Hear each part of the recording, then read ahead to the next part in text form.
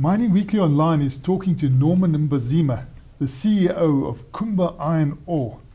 Norman, can you tell us about your plans with Dingleton and the relocation of families?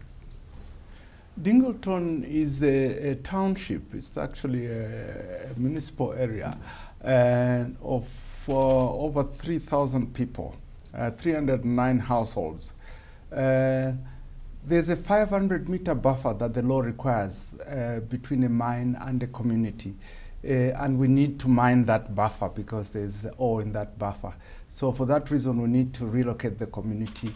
And the board kindly gave us 4.2 billion rand to be able to do that. We're moving the people of Dingleton into Kathu.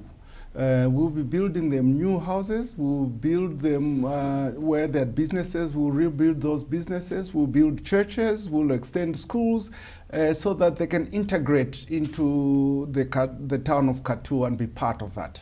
And what sort of buy-in have you had from 3,000 people? Well, the vast majority of them have signed their agreements with us.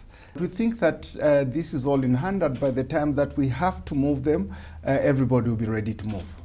This morning you got news of go-ahead for a mining right in an area that has a railway line. Can you give us the background to that? Our mine is moving westwards, and we had the Sishen West expansion project, where we were moving everything, the railway line, the water lines, the electricity lines, the roads and so forth, much further away so that we could mine that area. Now, the law doesn't allow for mineral rights to be given to anybody under a railway line. So there were no mineral rights given to anybody there. And so we had to apply for a 14-kilometer strip of land. This has been a very quick turnaround. We impressed upon the DMR that we needed to start mining this by June, July next year, H2. So they listened, and we spoke about our plans and what we would like to do and why we need this as quickly as possible. And really they've come to the party on this. And you've revised the outlook and the output for Sishen. We had that vision of 41 million tonnes. Now we need to adjust to 37 million tonnes. Yeah, that ambition to get 41 million tonnes was revised downwards as a result of the changes in the B-grade resource that we had. We wrote off quite a bit of that resource. And the slower ramp up, let me put it that way, because the ramp up was quite steep. It wasn't quite as steep as we needed it to be to produce 41 million. So 37. But we are really on the way to getting to 37. We expect 35 this year, and we expect to get to 37 in 2016 and to maintain it thereafter. That figure of 21.7 billion that you've paid out to your empowerment shareholders since listing is quite an impressive figure. When people were putting together the Act, the MPRDA, they could not have imagined how successful this empowerment would be. For sure. And you're also putting 500 million rand into the community and all. Can you explain how that's broken down? Firstly, the Community Development Trust gets dividends from us, and about 333 million rand was given to them in this regard last year to put into projects into the community. And then through our SLPs directly, we invested over 254 million rand into the community, mostly in the areas of health, in the areas of education, and also some infrastructure. So we have a high level of people that we have to house directly of our employees. We've done very well with 3,400 houses built, but we still got some way to go. South Africa gives the world such good iron ore.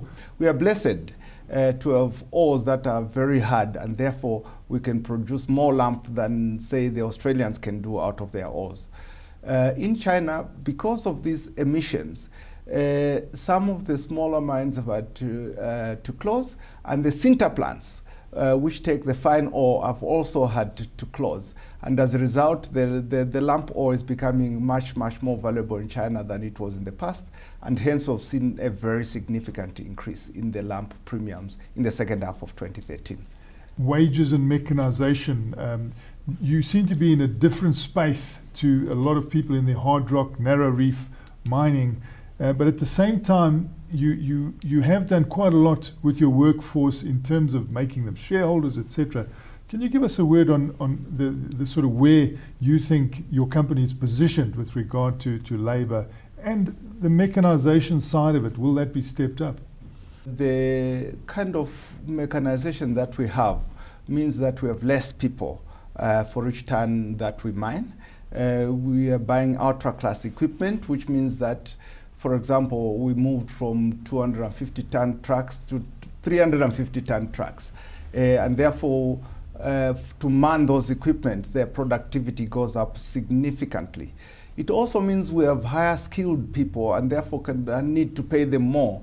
We have then, of course, added Envision onto that, which pays them significant amounts of money every year in dividends, and every 5 years capital payments are made. You're now moving into Africa. Liberia is one of the places. What are your hopes in Africa? We're very active in the West African countries. We're very active in the, I call it, Central West African countries of the Republic of Congo, Gabon, and so forth. And we hope that we will be able to bring to our shareholders some good value from finding the right target in those areas. That was Norman Mbazima, the CEO of Kumba Iron Ore, which has also declared some very generous dividends to its shareholders.